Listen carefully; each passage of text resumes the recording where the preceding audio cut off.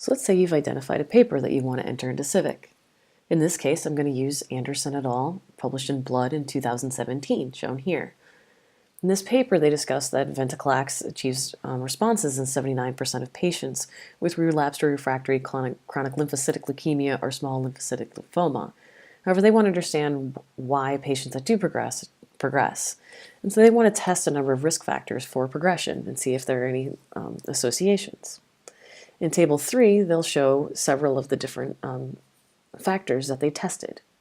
And in this table, you'll see that deletion 17p and or p53 mutations were also tested. We've got 24 patients with mutation and 16 without. But there was no significant correlation between the time to progression and the mutation status. Finally, I'd like you to note that TP53 mutation is going to be our variant. More specific amino acid changes were not provided, so we're going to stick with what we call a bucket variant and use p53 mutation.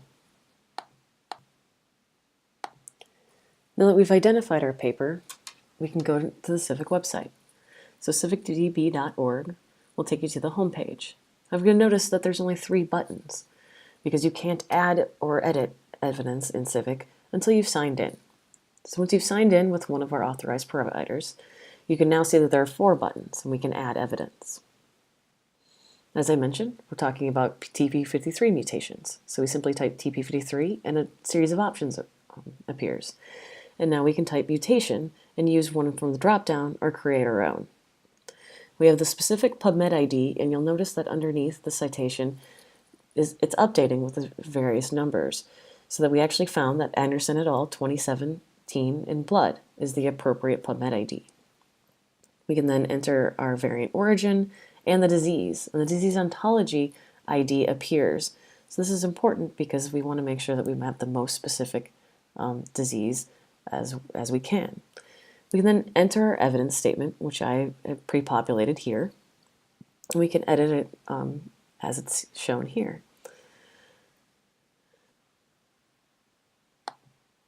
Since our evidence statement involves a drug, we're going to choose the evidence type predictive. You'll see that this is associated with therapeutic response.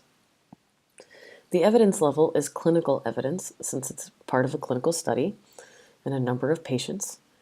And the evidence direction is does not support because there was no significant association between the tested parameters. This does not support resistance or response, which was the expected outcome.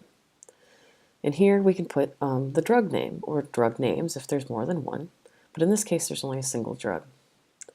Associated phenotypes aren't really appropriate at this point, but we do want to put a trust rating. And I'm only going to put 2 stars here because it was rather small numbers and it's more difficult to prove a negative than a positive. Finally, I'd add some additional comments as to why I believe that this should be a 2-star rating and that this is an appropriate evidence item. So I can enter that and then I can click Submit. Now I simply click View it here. It redirects me back to where my provisional evidence statement is shown. Evidence that's in a pending state is shown in orange, while accepted evidence is shown in green. And now you can see that this is my evidence statement and all the structured fields can be viewed here, and that it was submitted by me less than a minute ago.